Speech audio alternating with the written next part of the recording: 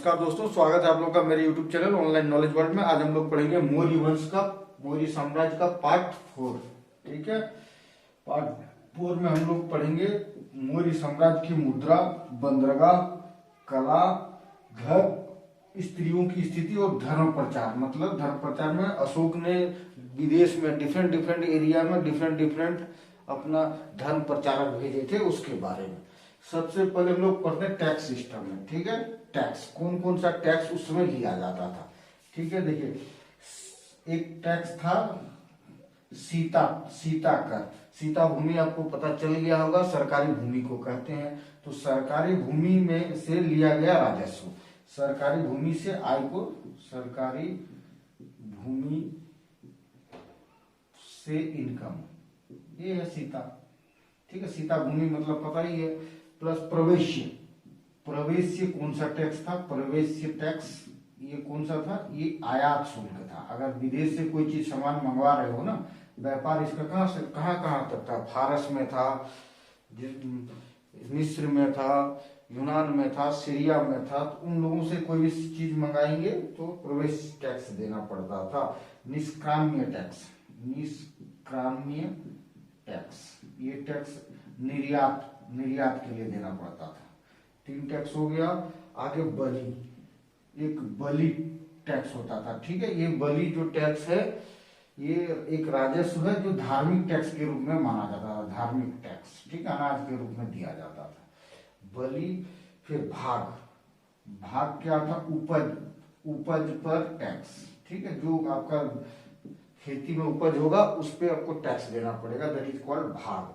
ठीक है, उसके बाद सेतु कर। ठीक है, सेतु कर, सेतु टैक्स किसको? सिंचाई के बदले में जो टैक्स दिया जाता था। सिंचाई व्यवस्था को उस समय मौर्य साम्राज्य में सेतु बंद कहा जाता था। तो सिंचाई पे आपको टैक्स देना पड़ेगा, दैट इज सेतु टैक्स, सिंचाई टैक्स। आगे आप पढ़ना पर प्रणय, ये प्रणय टैक्स। प्रणय टैक्स क्या था? आपातकालीन टैक्स था। आपातकालीन, अगर किसी वजह से खजाना खाली हो जाता है या आक्रमण हो जाता है या सूखा पड़ जाता है, आपातकाल आ जाने से प्रणय टैक्स दिया जाता था। एक और वर्ड आपको याद रखना पड़ेगा, हिरण्य। ठीक है, हिरण्य, ये नगद टैक्स था। नगद, ये करेंसी के रूप में लिया जाता था, नगद टैक्स। हिरण्य मतलब यही सब टैक्स है। अगर सब में मैक्सिमम में आपको फसल देना पड़ता था, अनाज देना पड़ता था टैक्स के रूप में। जब अनाज के बदले नगद देना पड़ रहा उसे हिरण्य टैक्स कहा जाता था। ठीक है, तो टैक्स सिस्टम में इतना। एक वर्ड और आपको याद रखना पड़ेगा जो कौटिल्य के अर्थशास्त्र में प्रयुक्त होता था। ठीक है, जो उसका वर्ड का नाम है वार्ता। तो ये वार्ता क्या है? देखिए, पशुपालन, वार्ता मतलब पशुपालन, पशुपालन, वाणिज्य प्लस व्यापार, ये तीनों मिला के जो चीज होता है उसको वार्ता कहा जाता था। आपने पढ़ा होगा वार्ता शास्त्रोक्त जीवनम, कंबोज के लोगों को कहा जाता था। मैं बता चुका हूं कौटिल्य के अर्थशास्त्र में। इस वर्ड को आपको याद रखना पड़ेगा। अब किस किस चीज को हम लोग बेचते थे? ठीक है, देखिए सूती वस्त्र प्रोडक्शन तो बहुत पहले से ही हो रहा है इंडिया में, और इसको हम लोग बेचते थे। प्लस और बेचने में हम लोग मौर्य साम्राज्य में बेचने में क्या आगे था? व्यापारिक जहाज यूनान फारस को बनाया जाता था। ये मौर्य काल में ये दोनों एकदम बहुत मात्रा में पैदा होता था। इसको आपको याद रखिएगा। दूसरी बात, जो वेतन दिया जाता था यहाँ पे, वेतन देखिए सबसे बड़ा वेतन जो होता था 48,000 पन का वेतन दिया जाता था। जो सर्वोच्च शीर्षस्थ अधिकारी होते थे, अमात्य, तीर्थ, इन लोगों का मैक्सिमम पेमेंट 48,000 पन था। और जो मिनिमम पेमेंट था, जो सबसे गरीब चपरासी टाइप के आदमी को देता था, वो पन था।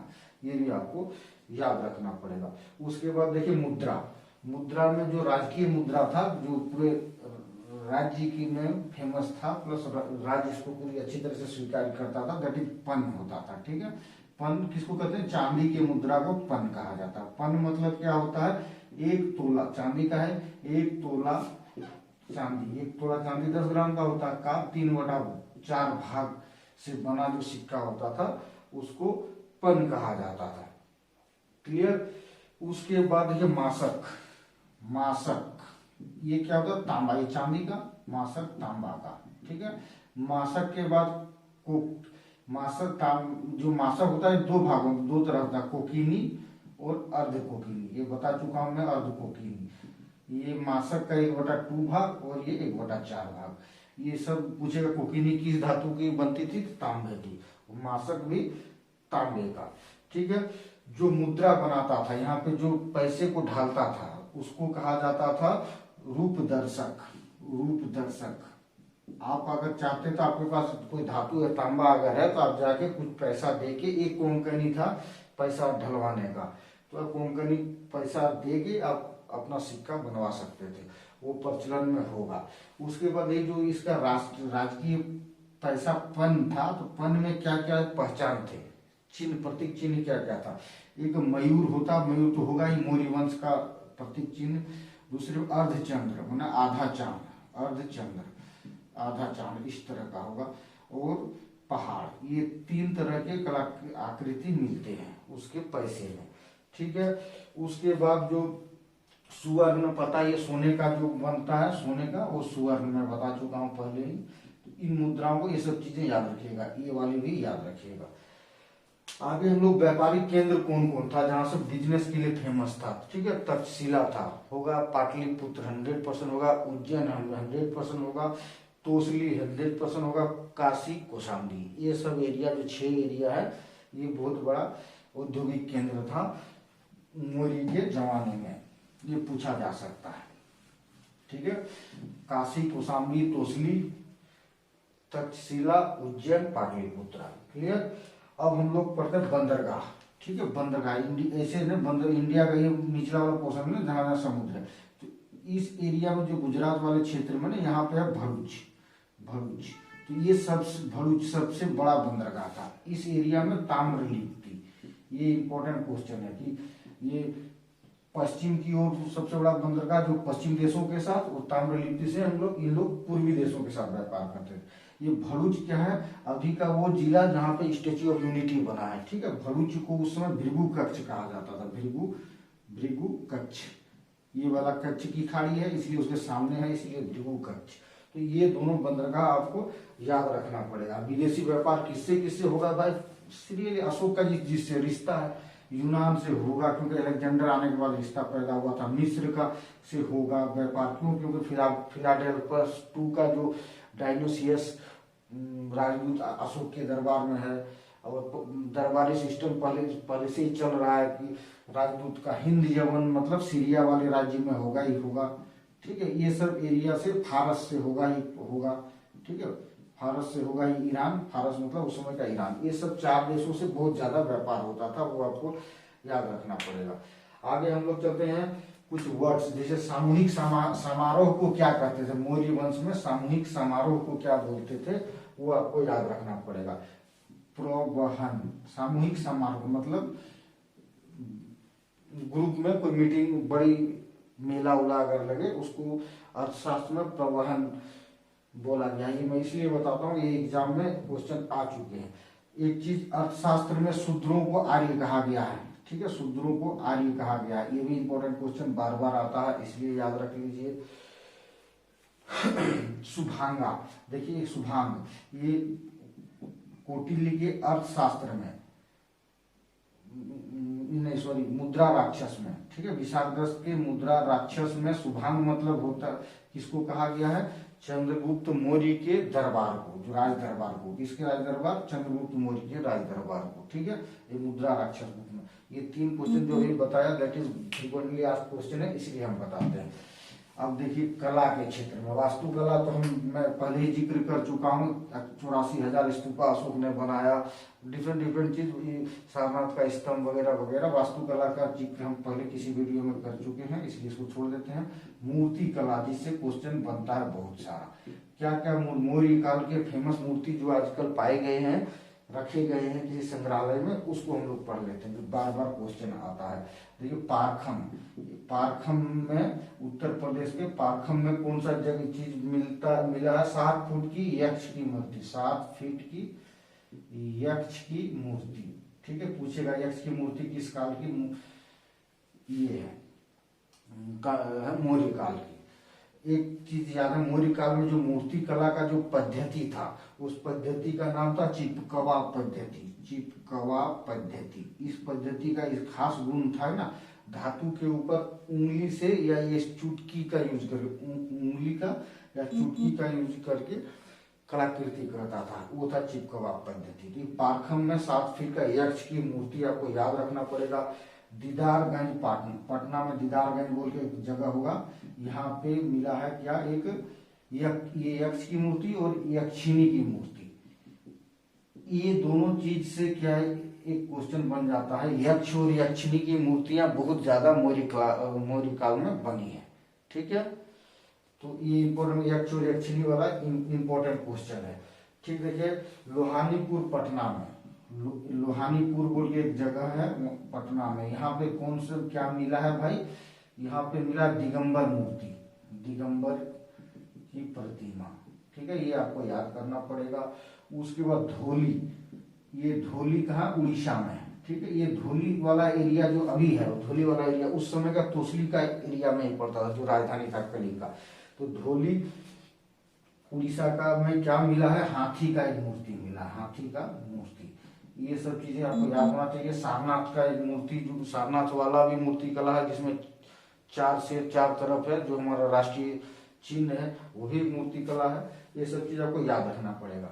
अब इनके धर्म के बारे में पढ़ लेते हैं, मौर्य काल के धर्म के बारे में। धर्म पूछिए तो इसका मूल धर्म है इन लोगों का था सनातन, ठीक है। बाकी सारे धर्मों को इन्होंने उस समय स्थापित, जितने भी धर्म थे उस समय सिर्फ 3 ही धर्म थे, सनातन, बुद्ध और जैन, ठीक है। सनातन धर्म का 2 पार्ट्स है। सनातन धर्म का जो ये सिद्धांत है ना, सांख्य दर्शन, सनातन धर्म का 6 दर्शन है, उसमें से सांख्य दर्शन के फॉलोवर ही, सांख्य दर्शन के फॉलोवर ही बौद्ध और जैन बने, ठीक है, बुद्ध और जैन बने। तो सांख्य दर्शन ये दोनों का, अभी जब बुद्ध और जैन पढ़ाऊंगा तो सनातन धर्म के सांख्य दर्शन ही बुद्ध है और जैन है, ठीक है।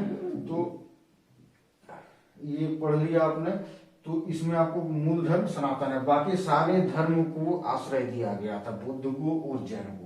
देखिए कैसे पूछेगा कि जैन चंद्रगुप्त मौर्य ने किस धर्म को शरण दिया था, आश्रय मतलब उसको अपनाया था, संरक्षण दिया था। तो आपको फट से जैन मार दीजिए। इसका बेटा बिंदुसार, अगर पूछे बिंदुसार के ये में आजीवक संप्रदाय, ठीक है, मखली पुत्र गोसाल वाला आजीवक संप्रदाय, ठीक है, जैन धर्म से मिलता जुलता है। प्लस इसके बाद अशोक आता है, अशोक काल में बुद्ध, अशोक ने बुद्ध को संरक्षण दिया था, ठीक है। बाकी इन लोगों का शिव, अशोक तो शिव धर्म का पुजारी था, ये तो आपको पता ही है मूल रूप से। चलिए ये धर्म हो गया आपका।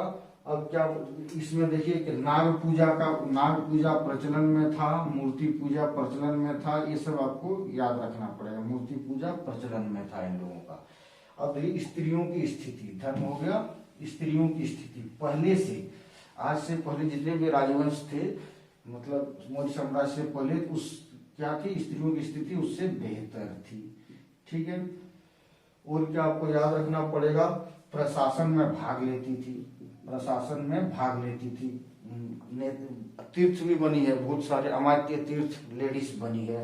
प्लस गुप्तचर विभाग जो था ना, गुड़ पुरुष, वहां पे मैंने पिछले वीडियो में बताना भूल गया था, जो गुप्तचर विभाग का जो हेड होता है वो महात्मय शर्प हो, जो अमात्य का नाम था महात्मय शर्प। तो जासूसी विभाग मतलब गुड़ पुरुष, इसको गुड़ पुरुष कहा जाता था जासूसों को, उसमें भी महिलाएं का हिस्सेदारी था, ठीक है। विधवा विवाह प्रचलित था, विधवा विवाह प्रचलित था। और कुछ औरतें क्या बोलता, विधवा होने के बावजूद भी शादी नहीं करती थी और स्वच्छंद जीती थी, आराम से जिंदगी स्वतंत्र रूप से जीती थी। उस महिलाओं को छंदवासिनी कहते थे, ठीक है। ये भी आपको याद रखना पड़ेगा। आगे आपको याद करना पड़ेगा अनिष्कासिनी।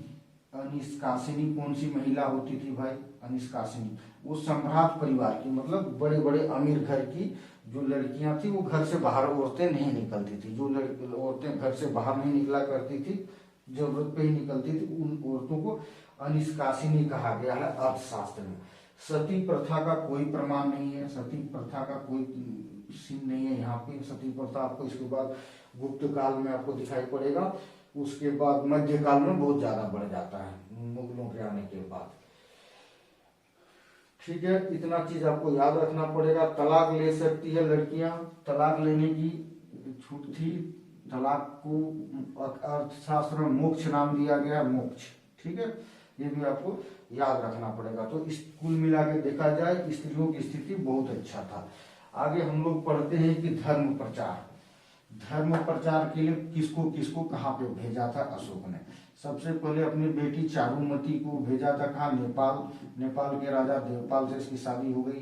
ठीक है, देवपाल से शादी हो गई और देवपाल ने तुरंत कबूल कर लिया बौद्ध धर्म। दूसरी बात किसको, संघमित्रा प्लस महेंद्र अपने बेटा को कहाँ भेजा, श्रीलंका भेजा। श्रीलंका का राजा फट से कबूल कर लेता है 30 और पूरे श्रीलंका बौद्ध धर्म हो जाता है। उसके बाद महारक्षित, महारक्षित को कहाँ भेजता है, यूनान भेजता है प्रचार के लिए। ठीक है, उसके बाद आपको महादेव, महादेव को कहाँ भेजता है, मैसूर भेजता है।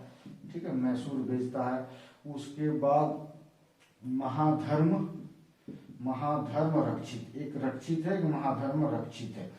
महाधर्म रक्षित को कहाँ भेजता है, महाराष्ट्र भेजता है। ठीक है, आपको ये महाधर्म से याद आ जाएगा। ठीक है, महाधर्म रक्षित कहाँ गया था, महाराष्ट्र। मंझंतिक, मंझंतिक,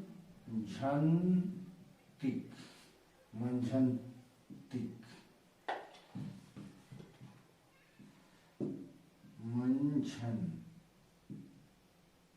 मंझंतिक ऐसे नाम था, मंझंतिक। मंझंतिक को कहाँ भेजा था, ये क्वेश्चन बार बार आता है। ठीक है, इसको कश्मीर प्लस गांधार मतलब नॉर्थ इंडिया के नॉर्थ भाग में भेजा था। ठीक है, ये सब चीजें आपको याद रखना पड़ेगा धर्म प्रचार के लिए। ठीक है दोस्तों, तो इतना काफी है याद करने के लिए। जो भी चीज बचेगा एक और वीडियो बनाऊंगा, उसमें सारे क्लियर कर दूंगा। धन्यवाद आप लोग।